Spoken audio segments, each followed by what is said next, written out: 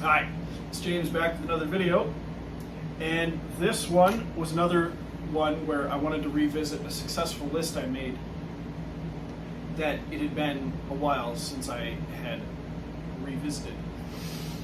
And so this is as a follow-up, a part 2. As you clicked on it, you know that this is the top 10 Hitman films part 2. And this one, just like the spy films, I thought I didn't think I had enough for another list, but it turns out I did. And when I went back to revisit, saying, "Hey, a lot of people like that film, like that list. I'm going to see if I can scrounge up some more," and I was able to. So, yay! So, without further ado, we will start with number 10. Number 10, we have a film from 2009 called The Perfect Sleep. And this film is directed by Jeremy Alter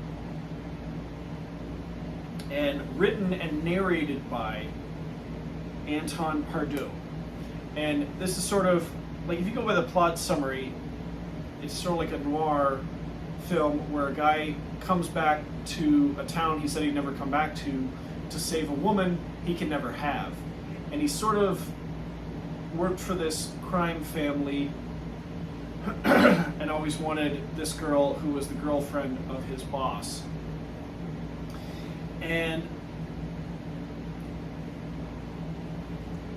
it doesn't have the best acting, especially from the narrator, but there's something about the dialogue and the way the story is told excuse me, that still draws you in.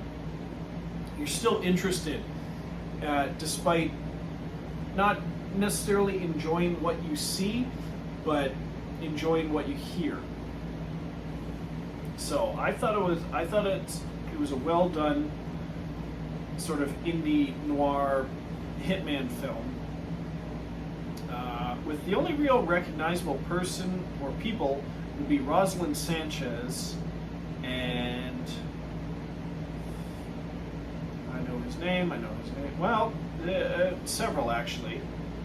Rosalind Sanchez, the guy I'm thinking of, is basically the crime boss in the film, Patrick Bauchot.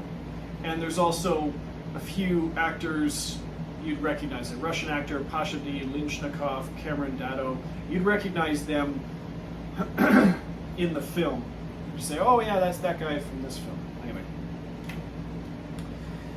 So, number 9, we have a film from 2002 called Interview with the Assassin.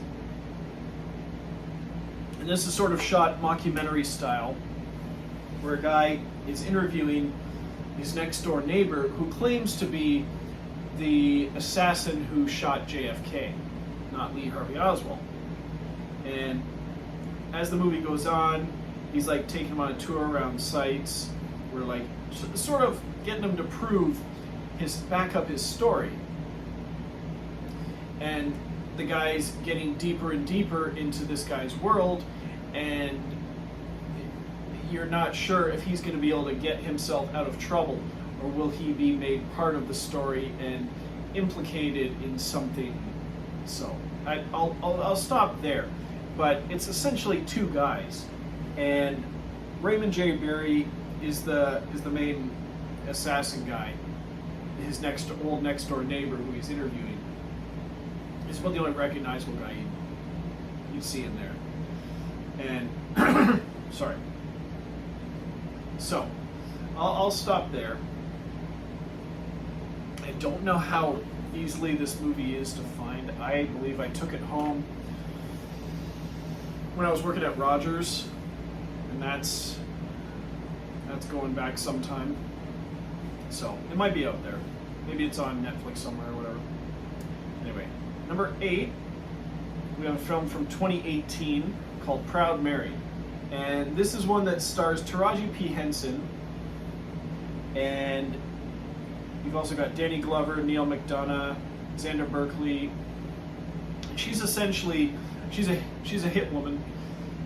She's a hired assassin, and she ends up taking out a target and not realizing that this person had a child. So she ends up approaching the child later and taking her I think it's a boy. Yeah, and sort of taking him under her wing, not telling him that she's the reason that he's an orphan now. But you know that's going to come back around at some point towards the end of the movie. She's in conflict with her bosses and with this her sort of adopted son, who is the reason he needed adopting in the first place. So, but Taraji P. Henson does a great job as a hitman, whatever. Proud Mary. Number 7, we have a film from 2014, filmed by Joe Lynch, called Everly, and this one stars Salma Hayek as a professional assassin who lives in this sort of apartment building or hotel kind of thing for all these other assassins who work for the same boss. And she decides she wants to get out of the business, and they decide, no, we're going to kill you. So she's in her apartment. It largely, 99% of the movie takes place in one apartment, hers. And it's all these assassins coming to kill her wave after wave after wave. And it's really well done. Super well done. Great action film. Great job by Salma Hayek and all those other supporting actors.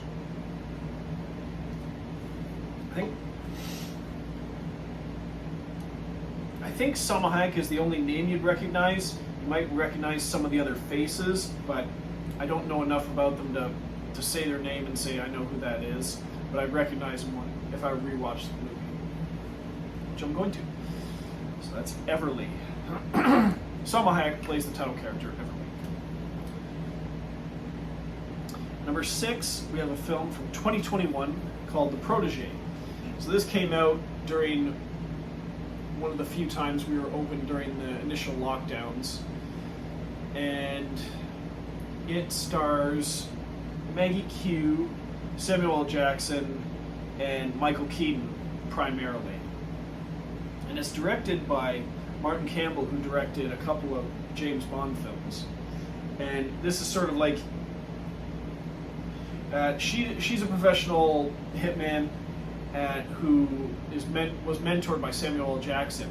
Well, he gets killed, and so she goes after the man who killed him, which is Michael Keaton. Or she doesn't know it's Michael Keaton.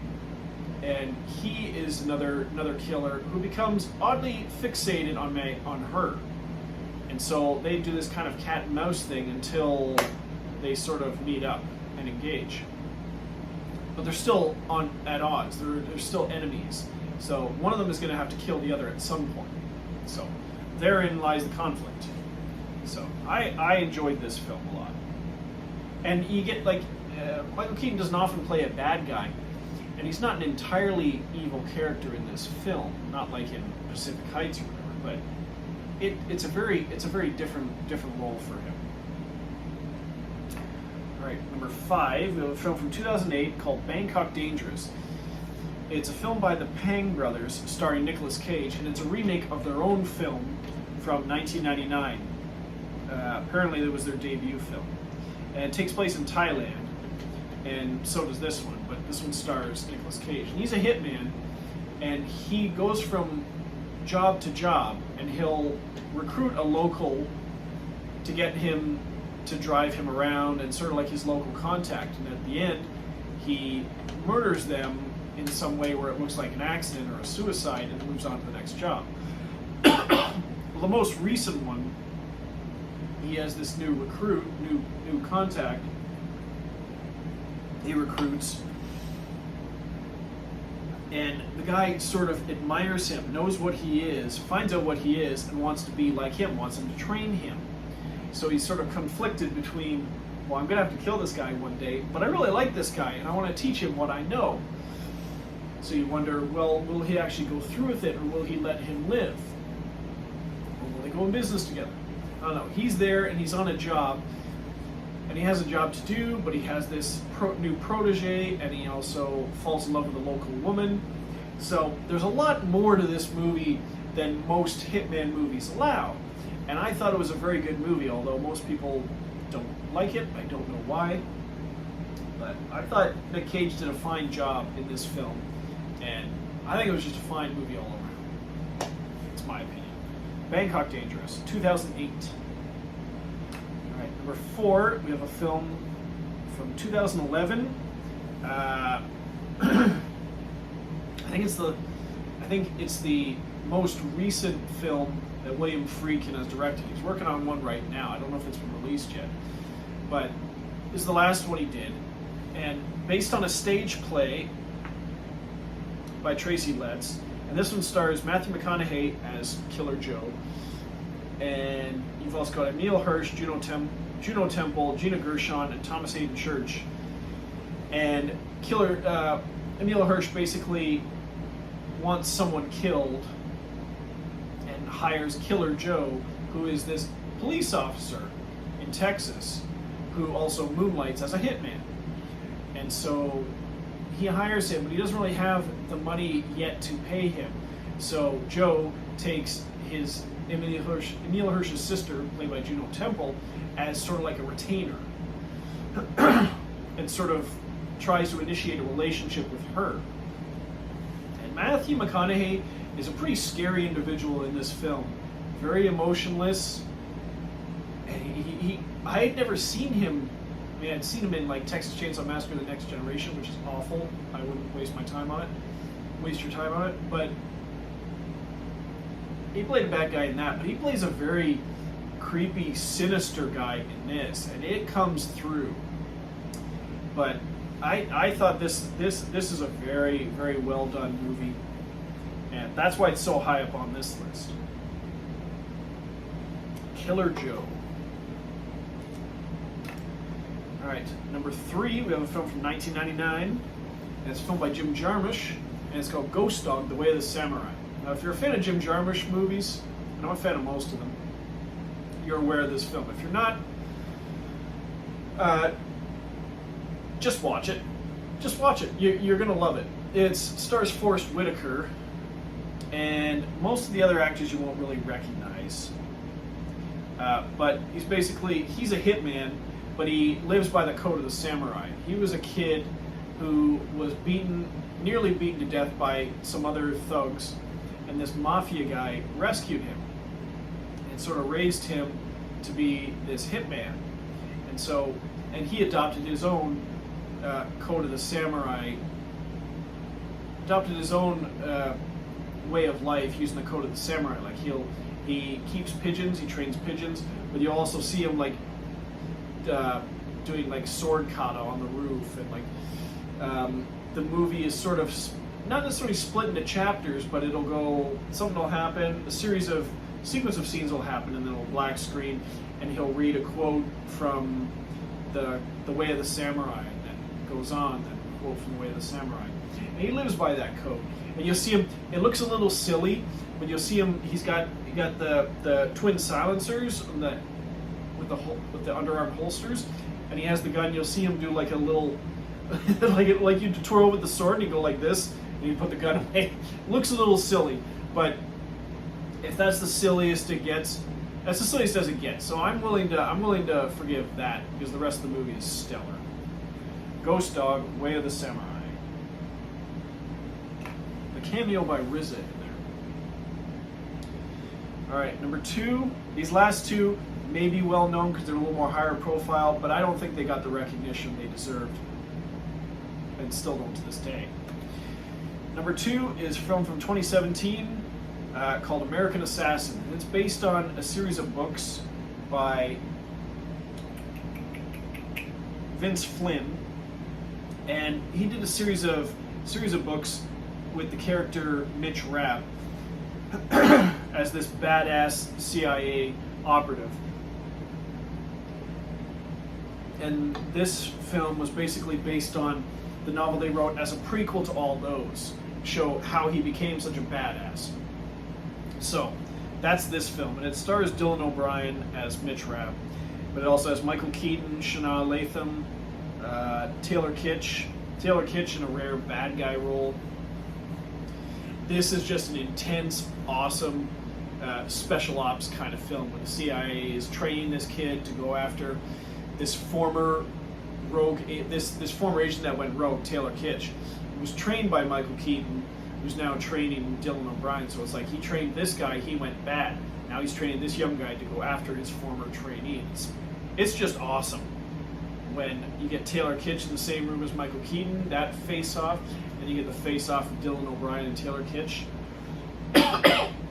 just an awesome film. All right, number 1, we have a film from 2006 called Lucky Number Slevin, filmed by Paul McGuigan, starring Josh Hartnett. You got Morgan Freeman and Ben Kingsley as two opposing crime bosses. Excuse me. The boss and the rabbi. Lucy Liu, Stanley Tucci, and Bruce Willis. Bruce Willis plays a great hitman in there. He's Mr. Good Cat. And Josh Hartnett plays a character named Slevin. And he gets inadvertently involved with both Morgan Freeman and Ben Kingsley's crime families. And it's sort of like Last Man Standing, where he sort of like works for one to attack the other, and works for the other to attack the other. He's just in the crosshairs of both the families. They're both coming after him, and he doesn't know why. Because they think he's someone that he's not. And they won't believe him when he tells them that. It can get a little confusing at times, but it's such quick wit and such well-written dialogue that you don't care, and you're just along for the ride, and you're happy. Well, you're sad to see it end, but you're gonna be smiling throughout the whole movie because it's just so well done. Such an enjoyable ride. So that was Lucky Number Slevin. Okay, I think that's all for today. My voice is starting to go, and that's several videos for you guys to chew on. Toodles.